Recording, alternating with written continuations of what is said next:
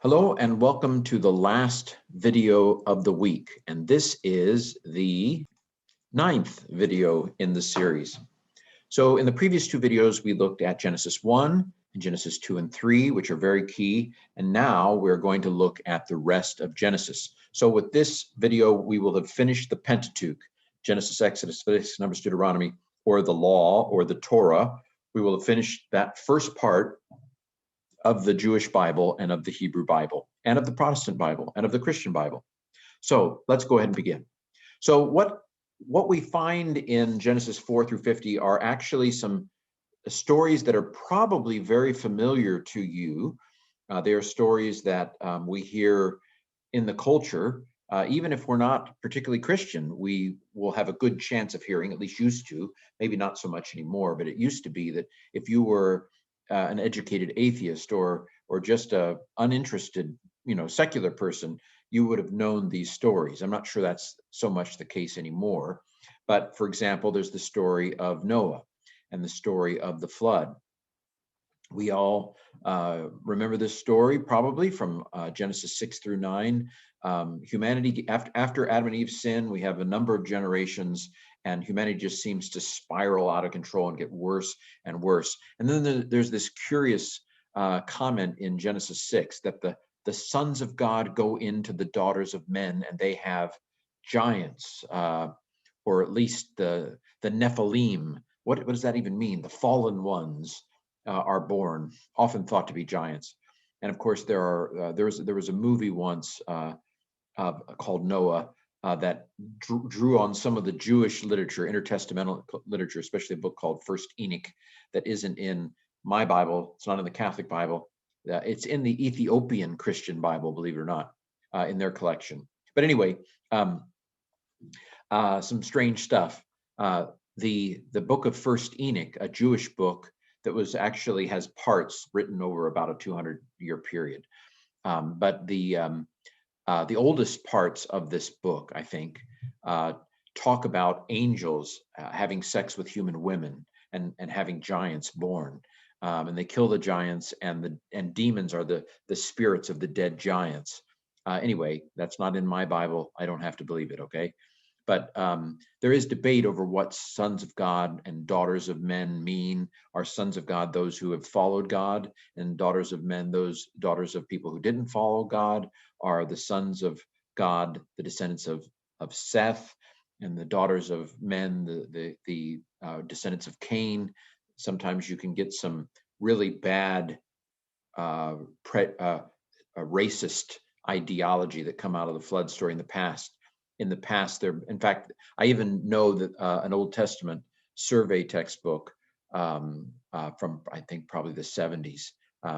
And I hate to say that I've even seen this book used, but it went with the old idea that Africans are the descendants of Ham, and there's a racist element to that whole line of thinking that lines up. Well, who's the grandson of Noah through Ham? It's Canaan, the Canaanites. So the Canaanites would be the ones who were cursed from the flood, and the Egyptians are not the Canaanites, and the Africans are not the Canaanites. So beware of racism lurking in interpretations of the flood. Where did the flood take place? Probably we should picture somewhere in Mesopotamia, that middle of the rivers, middle, Hippopotamus River. Hippopotamus is a river horse. Anyway, so you've got the Tigris and Euphrates in Iraq today, but back then, Mesopotamia, Babylon, etc. 4 rivers are mentioned in Genesis. But anyway, somewhere the flood, of course, Mount Ararat is in far eastern Turkey today. But the flood story, Noah and his family are seven people survived the flood, and 2 of every kind of animal are on the ark, and so forth, and they're saved, and the water recedes, and so forth. I won't get into all the debates about geology and things like that. There is actually a lot of evidence from the ancient world of a massive flood of some sort, but I'm not going to go there. I'm going to make this as a shorter video than it could be. And then, of course, Abraham. We've already talked about Abraham. Abraham is called from, his family moves from Ur of the Chaldees to Haran, which would be in like where Syria is today. And then God calls him down to the land of promise, and promises he'll be a great nation, and things that I talked about in an earlier video. Isaac is his son. Isaac lives in the land of Canaan. Again, same promises. I'm going to make you a great nation. I'm going to bless you. The story of the binding of Isaac is in Genesis 22, where God calls Abraham to sacrifice Isaac. And I believe I talked about this in a live session. I don't think in a video, but our first instinct when we see, God calling Abraham to sacrifice Isaac is, what are you doing? This doesn't fit with your character at all, God. But I think we look at the story differently if we remember that child sacrifice wasn't an unusual thing in the ancient world. This could be actually God meeting Abraham where he was and moving him forward. So Abraham, Abraham, have you thought about sacrificing your son? And Abraham says, I knew it. I knew I was going to have to do this. I knew God was going to want my firstborn son. Because remember, Abraham lived like 1800, 2000 BC. This is a long time ago. They did not look at the world the way that I look at the world. And child sacrifice was a thing. And so Abraham takes Isaac, and God at the end says, you know what? Let's not do that anymore. You can read the story as God basically teaching Abraham that he's not a God that requires child sacrifice. Now, Kierkegaard, Soren Kierkegaard in the 1800s, his interpretation was, faith is blind and irrational. It doesn't make any sense, and we have to take a blind leap of faith.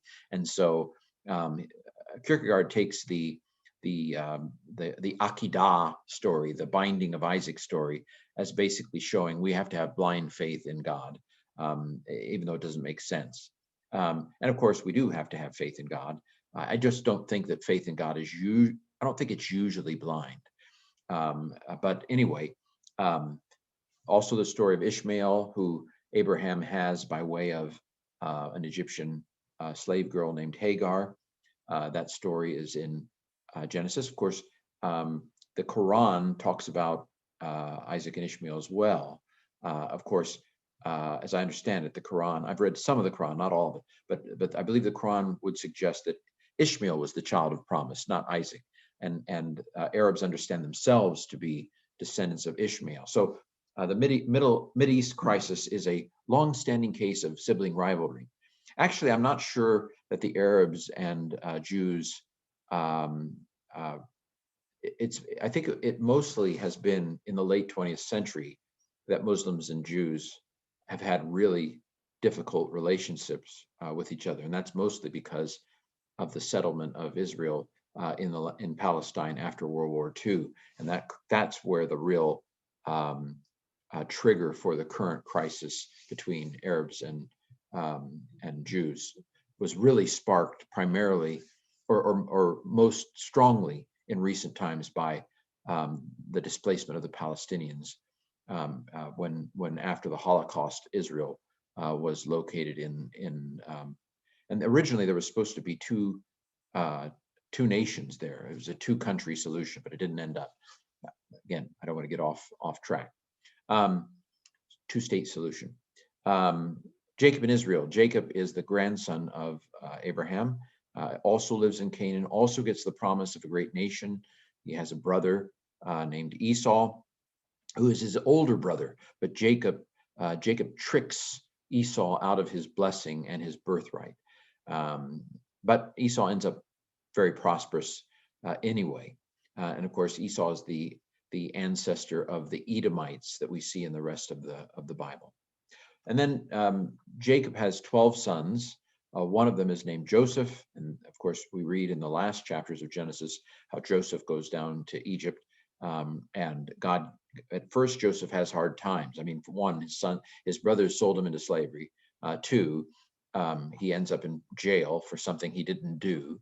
but God uses it. God intended it for good. This is a famous verse from the last part of Genesis. You intended it for evil, but God intended it for good. That's something really to keep in mind, that sometimes people are out to get us, and sometimes they do get us, but that doesn't mean that God can't use it to make something even better than what it would have been, if things had worked out. And so Joseph interprets Pharaoh's dream. Pharaoh's dream is about a famine.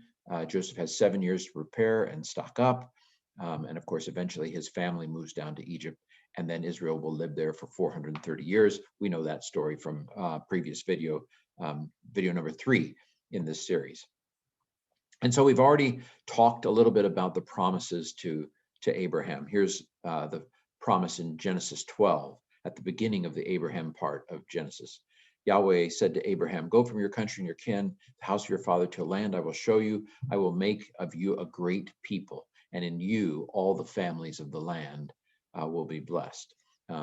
So this is him leaving Haran to go down to Palestine. And then I mentioned this also in an earlier video. Abraham had faith in Yahweh, and Yahweh considered it as righteousness to him. This is the fundamental verse that Paul in the New Testament, one of the key writers of the New Testament, will use this verse to show that the basis of being considered right with God is faith in God. It is faith in God that accredits us as right in his sight. And so we can say, well, how much faith? Well, Abraham, for example, had faith in God without knowing about Jesus. Now, I believe as a Christian that Jesus is the activator of all justification. That is to say that it is only on the basis of Jesus that anybody can be right with God. But Abraham was activated by Jesus' death without knowing about Jesus. Abraham's faith in God, the Father, was enough to appropriate Jesus' sacrifice 2,000 years later. Hebrews 11, the last verse says that none of these were perfected like Abraham. They weren't perfected because Jesus hadn't come yet. And so now that Jesus has come, Hebrews implies, all that rain check comes home to roost. All of those who had faith in the Old Testament, who didn't know about Jesus, can be saved on the basis of Jesus. Anyway, there's some themes there that we could explore and have already a little bit. Okay, names of God. We've danced a little with this, but want to point them out again. Exodus 6:3, I appeared to Abraham, Isaac, and Jacob as El Shaddai, as God Almighty, but by my name Yahweh I did not make myself known to them. Again, there's differences of interpretation. My sense is that when Genesis refers to God as Yahweh, it's retrospective. That is, it's after the fact. We know he's Yahweh now, and so we're going to call him Yahweh then. But kind of like calling Bethel Bethel before it was Bethel, when it was still called Luz, the city of Luz eventually becomes the city of Bethel. But you can call it Bethel even when it's not Bethel in the story yet, because we all know what we're talking about. And so in that sense, I would say that when Genesis calls Yahweh Yahweh, it is not using language that Abraham himself knew, but retroactively or retrospectively looking back and say, Abraham didn't know that was Yahweh, but that was Yahweh. You don't have to agree with me on that. El Elyon, I've mentioned, God Most High. So Genesis 14 says that Melchizedek was priest of God Most High. And I've mentioned this idea of progressive development that again, you don't have to agree with this. This is something to evaluate and to pray about, maybe even talk to others about, talk to your pastor about, talk to people you trust and get their sense of it. But I don't think Abraham understood God as well as Moses. I don't think Moses understood God as, and let's talk about precision here. It's not that they missed the target. It's just that they don't have as precise an understanding as we do now. We understand the Trinity, so we have a very precise understanding, of how it works. But that the understanding becomes more and more precise as the revelation goes further and further toward Jesus. And Jesus is the last word, so to speak. Jesus is the final revelation. And then the New Testament is like unzipping the Jesus file. And this is all the truth that comes out of the fact that Jesus is who we believe he is. And there may have even been some clarifications in the early centuries of Christianity about the Trinity and ex nihilo creation and things like that. Again, things to mull on as we're going through this series of videos, and you have to make your decision as to what you think.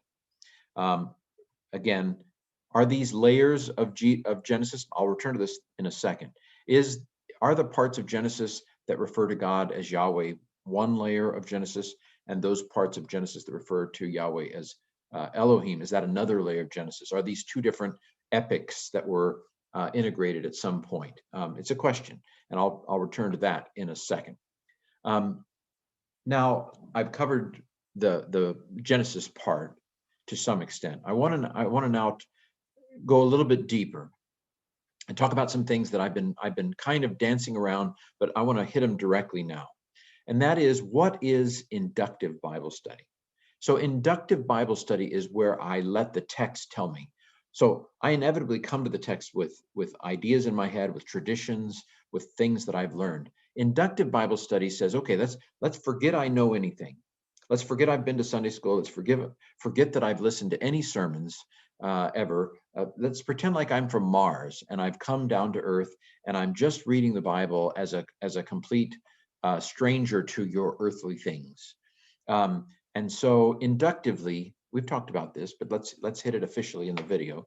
Inductively, would we conclude that Moses wrote the Pentateuch inductively? I don't think we would. Why? Because Moses isn't mentioned in Genesis, and we know that some of the place names in Genesis, actually after Moses's time, were given those names. This is not a proof, an absolute proof, because people would say, well, maybe it was updated over the years. The story was updated, kind of like the Message version. And so I'm trying to think like there might be a place name in Genesis that it didn't have that name until after Moses, that sort of a thing. Exodus, Numbers, and Deuteronomy and Leviticus all mention Moses in the third person. Moses did this, Moses did that, Moses went up into a mountain and died. And so again, the Pentateuch talks about Moses. It doesn't read like, and I, Moses, got this revelation when I was sitting in the tent of meeting. You know what I mean? It doesn't read like Moses is the author. It reads like someone is talking about Moses and quoting Moses. Again, that's not a proof, because God could inspire Moses to write in the third person, for all we know. Again, I've said this before, the reason why most people think Moses wrote the Pentateuch is because the New Testament, in some places, seems to talk about the Old Testament as if Moses is the author. But I've been sharing this hypothesis that Revelation is incarnated. I don't know if you know the word incarnation, but it comes from John 1:14. The Word became flesh and dwelled among us. Jesus was God and is God and continued to be God, but Jesus he took on human flesh. He put on a human suit. He put on a Jesus suit. I mean, that's not quite right either, because Jesus is fully human and fully God. He's not a demigod. He's not Hercules. He's 100% human and 100% God. But this illustration of God taking on the paradigms and categories and worldviews of the people he's revealing himself to where he meets them where they're at, and then he takes them a little further. That's what I mean when I talk about Revelation being incarnated, the incarnational dynamic, or you might call it even contextualizing. When Jesus reveals himself, he contextualizes. And I've been using male language of God. I said he, but what would it mean? What would it mean for God to literally be male? Well, if something's literally male, it has male sexual organs. Does God have male sexual organs? No, that's kind of heretical. In fact, that's what Baal and the other fertility gods and things like that. So God definitely does not have any male organs, which means that God is not literally male. That's a metaphor. That's God meeting them where they're at. There is feminine imagery that is used of God in Isaiah and in various places. God is not afraid to use female imagery of himself, even having children, and these sorts of things. And so even that male language is not, it's incarnated language. It's language that meets the ancient world where they're at. And where they were at is they thought of God primarily in masculine terms because they thought of the masculine as being the dominant. And so Revelation, I would argue, is incarnational. God, because if God expected me to come to his level to understand him, no one would understand him. No one would ever understand God if we had to go up to God's level. And so God comes down to our level. There's, of course, an old sermon illustration about a storm that was coming and a farmer trying to get little chicks into the barn so that they'd be safe from the storm. And the farmer in the story says, if I could only become a chick and explain to them. Well, in a sense, God became a chick. God became, well, anyway, he became a Jesus, and became human. And I believe when God reveals God's self, God meets us in the categories where we're at, and then he moves us on, moves us forward. So I've already talked about that. All right. Here's another thing that we've danced around a little bit. Let's go ahead and knock it out. That there can be original meanings, and then there can be fuller senses or spiritual meanings. So the original meaning, the first meaning, the near meaning is the historical meaning, the original meaning. And that's a function of the way whoever the audience is and whoever the human author is, it's a function of their categories. Because if it isn't, nobody would ever understand it, right? If the words that Paul writes are not understandable to Paul in his categories, or aren't understandable to the Corinthians in their categories, if he's writing the Corinthians, then there's no communication. I mean, what's the point? What's the point of revealing, oh, it's all for me. Finally, now I can understand 1 Corinthians. I mean, you see how narcissistic that would be to think that I understand it, but they didn't. And sometimes when people say, well, it's not what Paul intended, it's what God intended. But the sneaky thing going on there is you're saying, and I know what God was intending. You see, it's a very self-centered, narcissistic way of viewing scripture.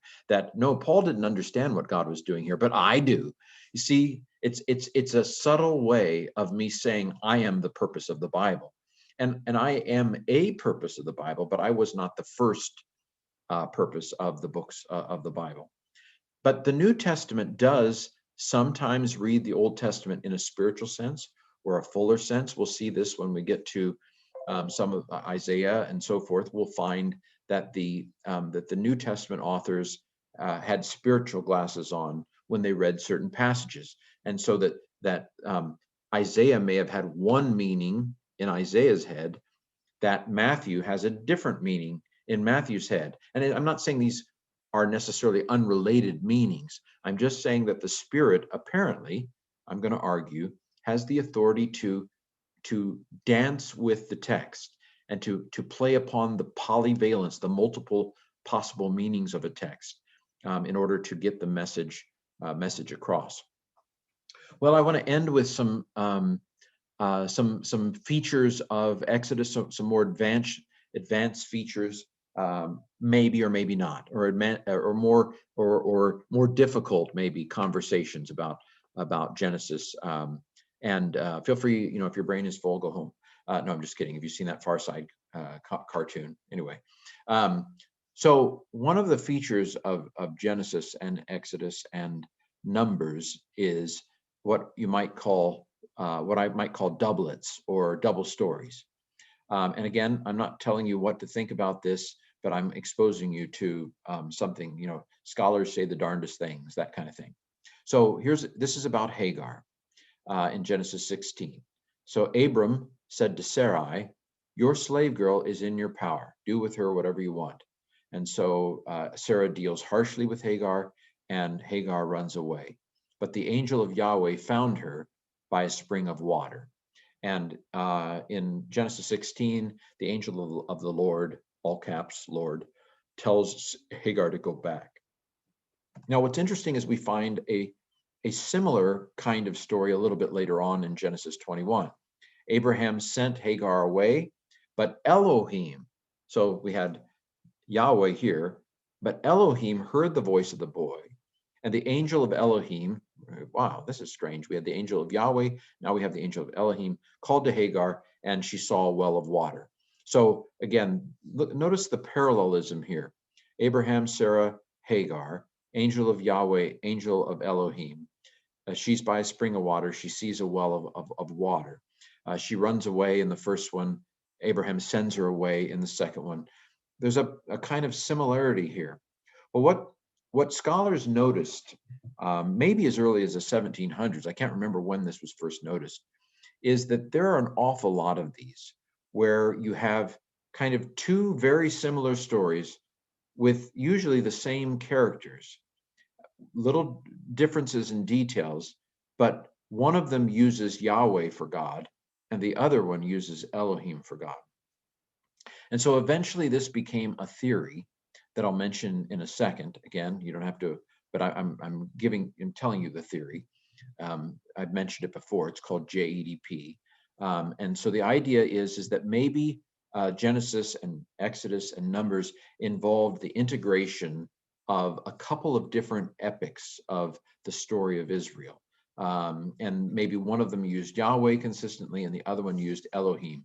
So again, I don't know that everybody agrees with this, even in the scholarly world, even if you go to like Harvard or whatever, but the E source in JEDP, the D stands for Deuteronomy. The E source is this idea that it was an epic story of the pre-story of Israel that used Elohim consistently for God. And then the reason why the other source is called the J source, you say, well, why isn't it called the Y source? Well, it's because the Germans came up with this. And in Germans, the J has a Y sound. So like, have you ever heard Ja, das ist gut. Ja is J-A. So J is pronounced with a Y sound in German. So that's why it's called the J source, because Germans came up with this. Julius Wellhausen. See, even Julius, his first letter of his name is pronounced with a Y. So they noticed these doublets. You find it in the flood story, for example, in the Noah story. One of the strand. If you were to take the flood story and create two columns and put all of the verses that have Yahweh in them in one column and all of the verses that have Elohim in another column, you would find very similarity between these two. I think, for example, if you take the verses that have Elohim in it, you would find that they take 7 of every clean animal onto the ark. But if you look at the verses that have Yahweh on it, they take 2 of every kind of animal. And if you line them up, again, when I was in college, I thought, well, that's stupid. And then one day I did it, and I thought, well, okay, they're not stupid. Maybe they're wrong. I mean, they may be wrong about this, but they're not stupid. I mean, this actually does line up when you go through Genesis and you kind of put the Yahwehs on this side and the Elohims on this side. In fact, here's a extreme example of it that is sometimes used as an example of oral tradition. So we have 3 different versions of very similar stories involving either Abraham and Sarah or Isaac and Rebekah with another person. And you remember this story where either Abraham or Isaac says, "Say you're my sister." And then some important person, whether Pharaoh or Abimelech, says, "Why did you say she was your sister?" Now, what some scholars in the early 20th century argued is that this is basically the same. Again, I'm not telling you this is the truth. I'm just exposing you to some of these things. That you had this oral tradition, and that there were 3 different versions of the tradition. You had one version with Isaac, Rebekah, and Abimelech, and then you had a similar version with Abraham, Sarah, and Abimelech, and then you had another version with Abram, Sarah, and Pharaoh. So this particular line of thinking would say this is really the same story, that probably the original story was Isaac, Rebekah, and Abimelech, because as stories get retold, they tend to go from less famous characters to more famous characters. You'll notice also that, for example, the 2 Abraham versions tend to use different names for God in them. So again, I'm not, and of course, the story has always been puzzling to me, because how how does Abimelech get attracted, to a 90-year-old woman? Or for that matter, why would Pharaoh be attracted to a 65-year-old woman? That the version of the story that makes the most sense is a young Isaac, a young Rebecca, and a guy named Abimelech. Again, I'm not telling you this is the case. These are just things that you'll if you ever go deep into Old Testament scholarship, you'll come across these sorts of ideas. And so let me just give you the rundown of this documentary hypothesis, which is the idea that the Pentateuch is an edited collection of prior traditions and sources, that perhaps it was put together around the time of Ezra, or maybe even by Ezra. I mean, I seem to remember someone arguing that all the kingdoms of the Persian Empire had to have a law on file, and so that could Ezra have, again, this is pure speculation, could Ezra have edited together these sources into a law of Moses that was put on file with the Persians? Here it is. Here's our law. Again, I'm not saying that's the case. It makes a nice novel, doesn't it? So in this theory, the earliest layer of Genesis, Exodus, Numbers, Deuteronomy consisted of these epics, either one or two epics of Israel's history that use different names for God. And of course, then the holiness codes would also be very old as well. Then Deuteronomy would arise as a separate book of the law. And then the final layer would be some sort of the P stands for priestly. A final layer would be some priestly editor who put Genesis 1 on as an introduction and also edited it all to where it flows, putting in some connecting verses and and things like that. Now, again, this is a college class, and so I thought I would at least let you know that these things exist. I'm not afraid of this. Christ has died, Christ is risen, Christ will come again. Maybe it's false, maybe it's true.